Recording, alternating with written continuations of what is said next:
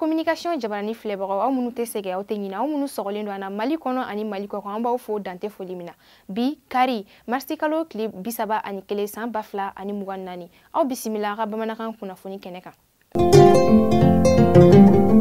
Ladala ko la an ka jamana maɲɛma n'o ye colonel Asimi Goita ye ale taara fleurs bila an ka monument des martyrs la yalasa ka tasibila kɛ an ka jamana kɔnɔden minnu tora u ni na 26 mars kow la.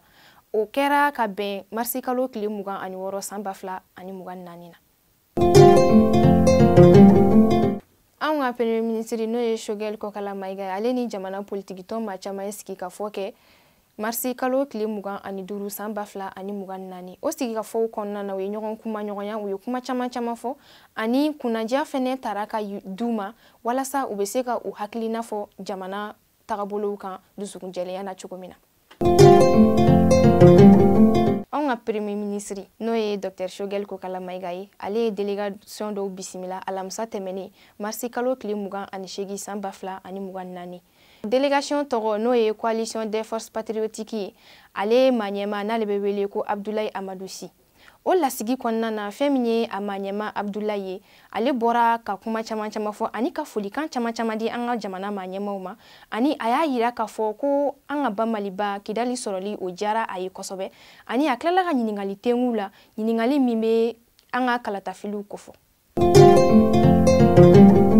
Bɛnkan min tun bɛ anw ni Algérie jamana cɛ n'a bɛ wele ko accord d'Alger araba tɛmɛnen marsi kalo tile 27 san 2024 an ka jamana maɲɛma olu ye dan sigi o accord la ka sabu kɛ fɔɲɔgɔnkɔ caman ye. An ka jamana maɲɛmaw ye sariya ta terroriste minnu bɛ